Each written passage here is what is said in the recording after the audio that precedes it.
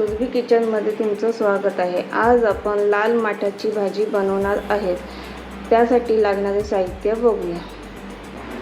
इथे लाल माठ घेतलेला आहे बारीक कापून, 2 कांदे घेतलेले आहेत बारीक कापून, 5 ते 6 लसणाच्या पाकळ्या घेतलेल्या आहेत बारीक कापून, 5 मिरच्या घेतलेल्या आहेत, 2 तिखट घेतलेले आहेत आणि 3 बिन तिखटवाल्या घेतलेल्या आहेत मिरच्या, ओलं खोबरं, मीठ, हळद, राई, जिरे, हिंग।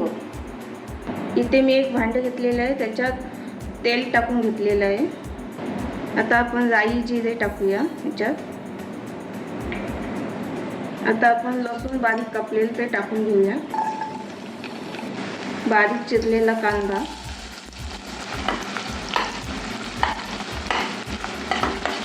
मिरची टाकून घेऊया,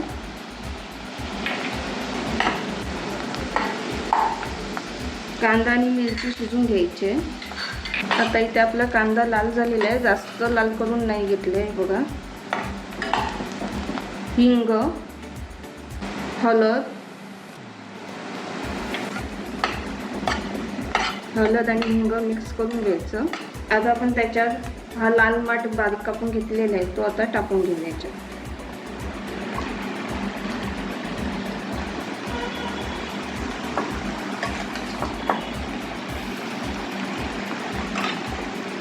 असं वर खाली पूर्ण करून घ्यायचं आहे, सर्व मिक्स करून घ्यायचं आहे।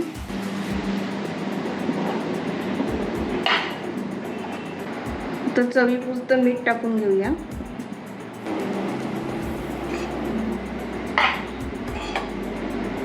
वाफेवर बारीक गॅसवर शिजून घ्यायचं आहे। इथे बघूया,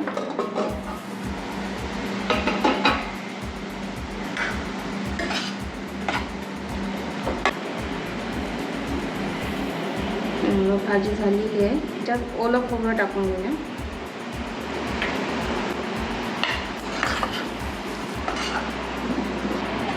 आता आपली लाल माठाची भाजी तयार आहे।